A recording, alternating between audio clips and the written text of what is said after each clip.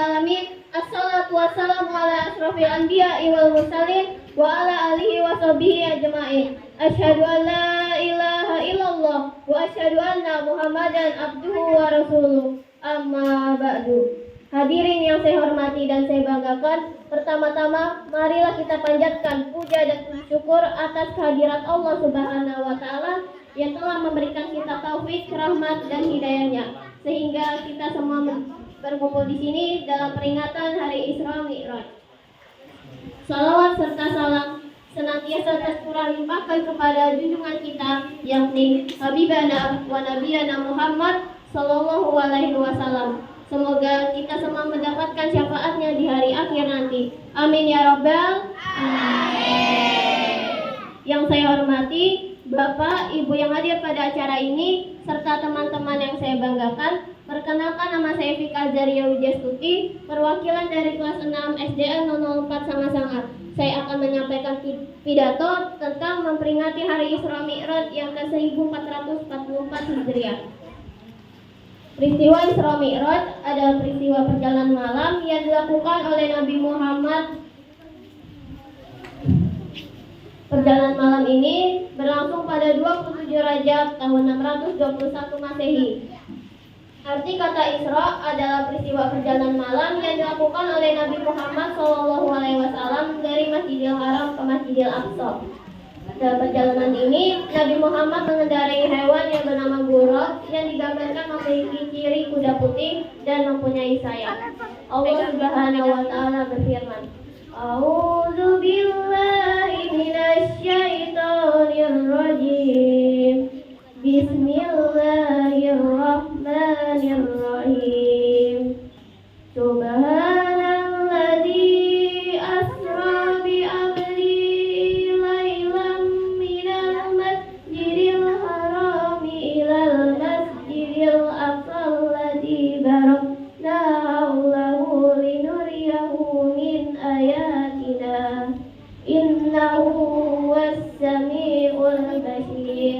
Artinya, Maha Suci Allah yang telah memperjalankan hambanya Muhammad dari Masjidil Haram ke Masjidil Aqsa, yang telah kami berkahi sekelilingnya agar kami perlihatkan sebagian tanda-tanda kebesaran kami. Sesungguhnya Dia Maha mendengar, Maha melihat.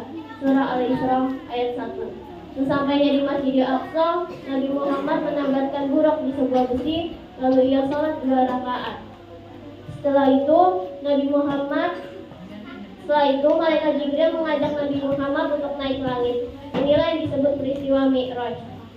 Dalam perjalanan ini, Nabi Muhammad bertemu dengan para nabi terdahulu, yaitu Nabi Adam alaihissalam di langit pertama, Nabi Isa alaihissalam dan Nabi Yahya di langit kedua, Nabi Yusuf alaihissalam di langit ketiga, Nabi Idris alaihissalam di langit keempat, Nabi Harun alaihissalam di langit kelima, Nabi Musa alaihissalam di langit keenam, dan Nabi Ibrahim alaihissalam di langit ketujuh. Di langit ketujuh inilah Nabi Muhammad diperlihatkan surga. Beliau masuk ke dalam dan tidak berhenti bertasbih memuji kebesaran Allah. Setelah itu Nabi Muhammad bertemu dengan Allah. Beliau mendapat perintah sholat sebanyak 50 kali dalam sehari. Setelah itu Nabi Muhammad meminta keringanan sholat sebanyak 10 kali dalam sehari. Akhirnya sampai dengan 5 kali waktu sholat dalam sehari. Perintah sholat 5 waktu, nilai pahalanya sama dengan sholat 50 kali dalam sehari. Allah Subhanahu wa taala sangat menyukai ibadah sholat karena membuat hambanya terus ingat kepadanya. Ke sekolah datang terlambat, bangunnya kesiangan. Jangan pernah tinggalkan sholat, karena itu kewajiban. Sesampainya di Masjidil Aqsa, Nabi Muhammad melaksanakan sholat dan menjadi imam bagi para nabi. Setelah itu, Nabi Muhammad naik ke punggung Buraq untuk kembali ke Makkah sebelum pagi hari. Dalam peristiwa ini, Abu Bakar terkenal dengan julukan As-Siddiq, artinya orang yang benar, karena Abu Bakar membenarkan peristiwa Isra Mi'raj yang dialami oleh Nabi Muhammad SAW di saat orang-orang kafir mendustakannya. Nabi Muhammad SAW bersabda, sholat itu adalah tiang agama. Barang siapa yang mendirikannya, maka sungguh ia telah menegakkan agama Islam itu. Dan barang siapa yang meninggalkannya, maka sungguh ia telah merobohkan agama Islam itu. Hikmah dari peristiwa Isra Mi'raj adalah: pertama, hendaknya kita membenarkan peristiwa Isra Mi'raj. Kedua, Allah Subhanahu wa Ta'ala sangat menyukai ibadah salat karena membuat hambanya terus ingat kepadanya. Ketiga, mempercayai kekuasaan Allah Subhanahu wa Ta'ala. Semoga apa yang saya sampaikan tadi bermanfaat bagi para hadirin. Kurang lebihnya saya mohon maaf. Sekian, wabillahi taufiq wal hidayah. Wassalamualaikum warahmatullahi wabarakatuh.